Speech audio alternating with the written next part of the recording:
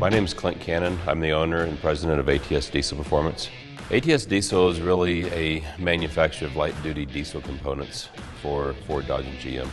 So we manufacture heavy-duty torque converters, transmission packages, turbochargers, a lot of castings, a lot of small parts to make your diesel perform better. Today, the big push is diesel emissions. So diesel emissions performance modifications are really what the full vision of ATS is, with the complexity of the diesel emissions systems and adding performance to it. We've been developing a lot of resources for the last 10 years, and today we have a lot of kits that allow the performance of yesterday on today's diesels with full emissions intact programming.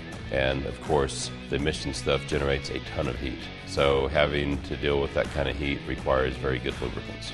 The challenges that come is making all the systems work together. We add additional fuel, we add another turbo, and then of course you have to tie all that together with software.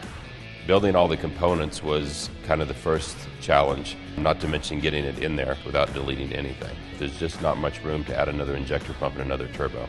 The second big challenge was getting the software dialed in so it works at all levels. It works at factory sea level, it works at 8,000 feet, it works at 10,000 feet, it works for hundreds of thousands of miles without sit loading, it regenerates properly. It's a big difference from deleting it like so many have been doing for so many years. Prior to 07, basically, all of the turbochargers were a fixed geometry, which means that there were no vanes in the turbine housing. And then 07 and newer, the turbos that were developed to have variable displacement in the turbine housing.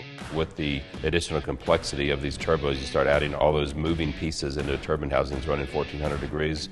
It really has a tendency to cook the oil. So having good lubricity in not only the engine but the turbocharger, because the engine is what feeds the oil to the turbocharger.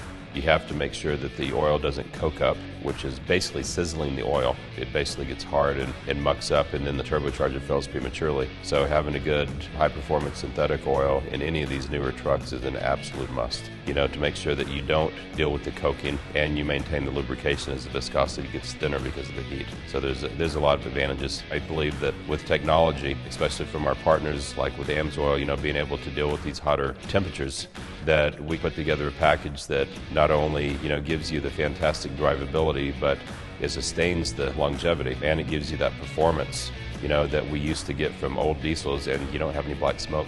It's kind of the best of both worlds, or the best of all of them. So it's exciting times in diesel.